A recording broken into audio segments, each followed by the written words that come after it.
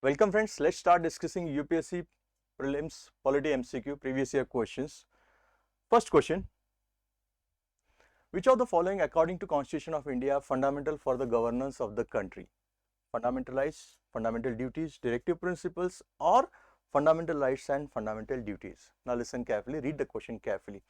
Which of the followings are fundamental for the governance of the country? There is every possibility by reading the word fundamental you may immediately jump to fundamental rights or fundamental duties, but the correct answer is directive principles of state policy, because directive principles of state policy which are discussed under part 4 of Indian Constitution, they give positive instruction to the state, and implementation of DPSP depends on three factors, that is resources, time and priority. Second question, in the Constitution of India, promotion of international peace and security is specified under which part? Preamble, DPSP, fundamental duties or 9th schedule? Now, international peace and security, it falls under Article 51. Now, preamble has nothing to do with Article 51. So, obviously, if you go by method of elimination, ye to chala gaya. Fundamental duties 51 capital A. So, even this is not a part. 9th schedule is regarding land reform. So, ye bhi nahi aayega. तो बचा क्या DPSP, because DPSP falls under Article 36 to 51. So even if you remember the parts and articles, then also it is possible to crack the exam. Third, consider the following statements regarding DPSP and which of them are correct.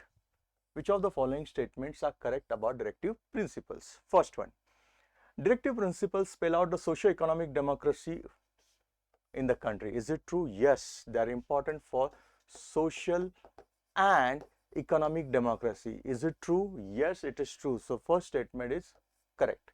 The provision contained in these principles are not enforceable in any court.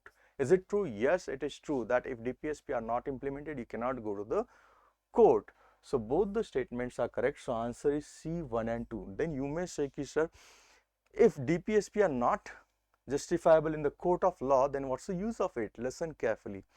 DPSP implementation, it depends on three factors, that is resources, order and time, and that's the reason depending on the state they can decide the implementation of it. Then you may say, sir, it is true, but why not justiciable? Listen carefully. Those states which are just created, if we say that all these things should be implemented at one go, then it will be very difficult, because there is a possibility of resource crunch or right time, and that's the reason it was left to the state. But that does not mean DPSP are not implemented. Listen carefully.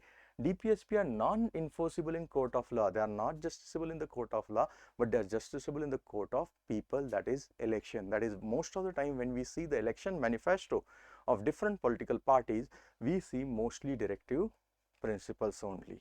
So that's the importance of DPSP. Let's go to the next question.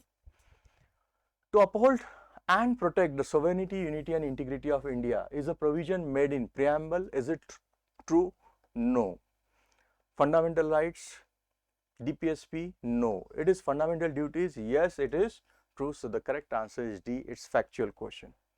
Next, the idea of welfare state is enshrined in preamble, DPSP, fundamental rights, 7th schedule. Now it is clearly enshrined under Article 36 to 51, and Article 36 to 51 is regarding directive principles of state policy. The correct answer will be B. So idea of welfare state, where it is exactly? It is under DPSP. We'll stop here once again. Thank you very much.